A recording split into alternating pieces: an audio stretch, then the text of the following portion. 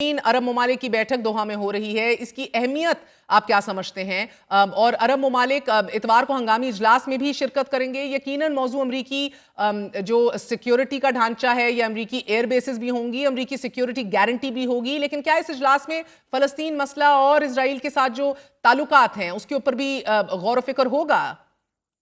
جی آپ صحیح کہہ رہی ہیں Mehr. It does appear last. اس کی وجہ یہ ہے کہ دیکھیں ابراہیم اکارڈ امریکہ کا فریم ورک ہے. امریکہ بیسکلی ایک بیلنس آف پاور کریٹ کرنا چاہ رہا ہے کیونکہ اس کی جو نئی اسٹریٹجی ہے دنیا کے لیے وہ یہ ہے کہ امریکہ ہیوی لفٹنگ نہ کرے اور ہر خطے کے اندر allied اینڈ پارٹنر نیشنز اور دیگر اور اسٹیک ہولڈرز جو ہیں وہ لیڈ لیں اس خطے کی سیکیورٹی اور پراسپیرٹی کے لیے. لیکن امریکہ جو ہے وہ پوری طریقے سے ریموو نہیں کرے گا لیکن is not gonna be playing on the front foot. تو وہ اس کے لیے ابراہیم اکارڈ ایک فریم ورک تھا جو 2020 میں شروع کیا گیا تھا. اب مسئلہ یہ ہے کہ اس کے اندر جو امپیریٹیوز ہیں اسرائیل کے امپیریٹیوز اور پھر عرب ممالک کے امپیریٹیوز اور اس میں ترکی کو بھی شامل کر لیں وہ آپس میں کولائڈ کرتے ہیں. اور ابھی تک جو ہے کئی دہائیوں سے یعنی یوں سمجھیے جب سے ایجپٹ نے پیس ٹریٹی کی تھی اسرائیل کے ساتھ اس سے لے کے تو یہ سمجھیے کہ یہ جو قطر پہ حملہ ہوا ہے we can stretch it that far کہ اس دوران جو ہے عرب ممالک نہیں ہاسٹائل ریلیشنز چاہتے تھے اسرائیل کے ساتھ. صرف نان اسٹیٹ ایکٹرز تھے جو ایک ہاسٹیلٹی دکھاتے تھے چاہے وہ پی ایل او تھا یا بعد میں اسلامسٹ گروپس آئے اور پھر ان کی پش پنائی ایران نے کی لیکن عرب ممالک نہیں چاہتے تھے. لیکن اس حملے کے بعد یہ سوال اٹھتا ہے کہ بھئی امریکہ اگر ہمارا سیکیورٹی گارنٹور ہے اور پھر اگر امریکہ گلوبل ریٹرینچمنٹ کر رہا ہے تو پھر اس میں ہماری کیا پوزیشن ہے. اور یہ اور میں حیثیت ہے سمجھتا ہوں اور آج میرا ایک مضمون بھی آیا ہے اسی جی موضوع کے اوپر جس میں نے یہ آرگیو کیا ہے کہ اب ترکی اور سعودی عرب U A E Egypt Jordan وغیرہ اور اس میں ہم پاکستان کو بھی شامل کر لیتے ہیں کیونکہ ان کے گہرے روابط ہیں تو they are looking at a new security architecture کے جہاں پہ مطلب ایک ایسے ماحول میں کہ جہاں یہ نہیں کہا جا سکتا کہ امریکہ ہمیشہ سیکیورٹی پرووائڈ کرتا رہے گا تو ہمیں خود بھی کچھ کرنا چاہیے. تو وہ جو اسٹیٹ ہاسٹیلٹی ٹورڈز اسرائیل ہے اور اسرائیل کی ہاسٹیلٹی ٹورڈز عرب اسٹیٹس اور دیگر خطے کے اور ممالک آئی تھنک وہ we're going back to that era. This is just sort of my preliminary assessment. No and going back very fast indeed. Bukhari صاحب سعودی ولی عہد کا جو بیان ہے کہ سعودی عرب انکنڈیشنلی قطر کے ساتھ کھڑا ہے اور ہر اقدام کہ جو قطر اٹھاتا ہے وہ اس کی حمایت کرے گا، یہ بیان کتنا معنی خیز ہے آپ کی نظر میں؟ اور اس سے سعودی عرب کی اسرائیل کی جانب پالیسی کس حد تک واضح ہوتی ہے؟ امریکی اخبار کے مطابق ہم ابھی بات کر رہے تھے کہ قطر نے حملوں کے بعد امریکہ کے ساتھ تعلقات کے اثر نو جائزے کا بھی عندیہ دیا ہے. کیا قطر ایسا کر سکتا ہے بخاری صاحب؟ کیونکہ عرب ممالک کی سیکیورٹی گارنٹی تو بہرحال ایز یو سیڈ امریکہ ہی لیتا ہے. سب سے بڑا ایئر بیس بھی قطر میں ہے لیکن امریکہ کو بھی پھر بھی انڈرمائن کر دیا گیا اسرائیل کی جانب سے.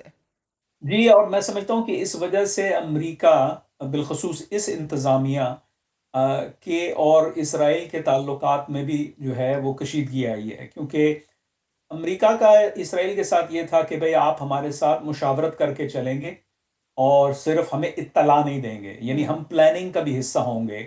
اگر آپ نے اس ایران پہ حملہ کرنا ہے یہ کرنا ہے تو یہ کیونکہ ہم پورے خطے کی جیو اسٹریٹجی کو مینیج کر رہے ہیں آپ اپنے صرف نیشنل انٹرسٹ کو کر رہے ہیں تو آپ کو اپنے جو مفادات ہیں ان کو ہمارے براڈر مفادات میں زوم کرنا ہے. تو یہ ایک چل رہا تھا لیکن اب یہ جو قطر پہ حملہ ہے اینڈ آئی ڈو بلیو کہ ٹرمپ ایڈمنسٹریشن کو نہیں بتایا گیا. This is a new thing. I mean this is just in like completely جو ہے جب ایران میں ہوا اپنا تھا. انپریسیڈنٹڈ اور اس نے ایک امریکہ کو جو ہے بڑی مشکل پوزیشن میں ڈال دی ہے کہ ہم سیکورٹی گارنٹرز ہیں جیسے آپ ایلائے ہو اسی طریقے سے قطر بھی ایلائے ہے سعودی بھی ایلائے ہے ترکی بھی ایلائے ہے. اور اگر آپ کو یاد ہو تو جب بنجامن نیتنیاہو آئے تھے وائٹ ہاؤس کچھ مہینے پہلے اور وہ جوائنٹ پریس کانفرنس ہوئی تھی تو اس میں صدر ڈونلڈ ٹرمپ نے کہا تھا کہ مجھے پتا ہے کہ جو ہے نا تمہارے اور ترکی کے شام کو لے کر تو بہت گہرے اختلافات ہیں اور وہ میں اختلافات جو ہے دور کر سکتا ہوں میڈیٹ کر سکتا ہوں لیکن you have to be reasonable. اور یہ جو مفروضہ تھا یہ جو فریز تھا you have to be reasonable یہ انہوں نے 3 دفعہ دہرایا.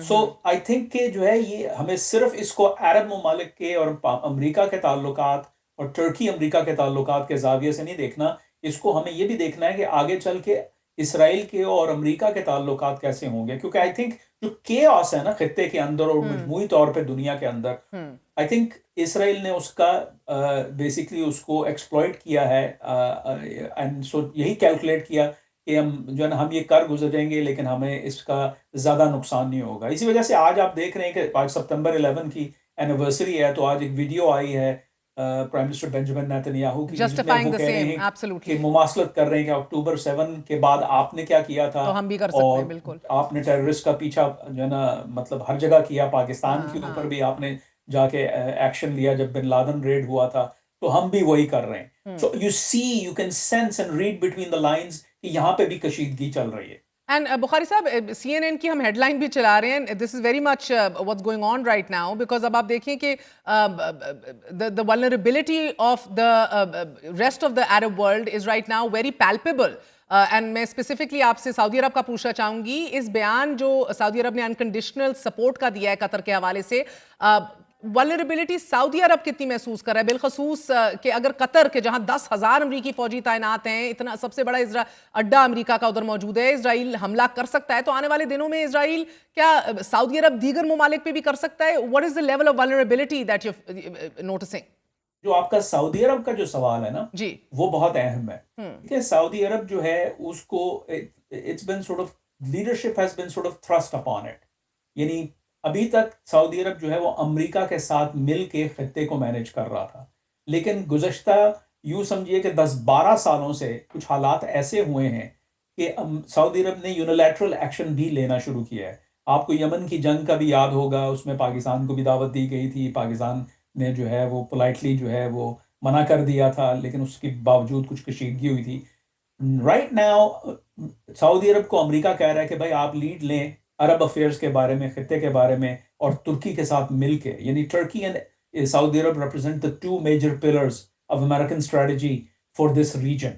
تو اب سعودی عرب کو پتہ ہے، اور پھر ساتھ میں یہ بھی کہا گیا کہ 2-state solution اگر ہوگا تو آپ اس کی جو ہے قیادت کریں گے، آپ جو ہے وہ اس کیمپین کی قیادت کریں گے، اور آپ کو ڈائریکٹلی اسرائیل کے ساتھ ملنا ہوگا. So I think the crown prince knows where this is going, and وہ اس کی تیاری کر رہے ہیں.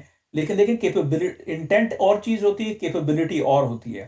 میرا کچھ مہینے پر ایک مضمون آیا تھا جس میں میں نے کہا تھا کہ پوسٹ وار غازہ سیکیورٹی کے لیے جو ہے وہ that is the big question, کہ اگر جو ہے وہ جنگ بند ہو جاتی ہے تو اس کے بعد اسرائیلی آکوپیشن تو ناقابل قبول ہے، تو پھر وہاں کی سیکیورٹی کون پرووائڈ کرے گا؟ تو امریکہ تو نہیں کرے گا، تو پھر بچا کون؟ تو اس میں سعودی عرب کے جو ہے نا کورٹ میں بال ہے.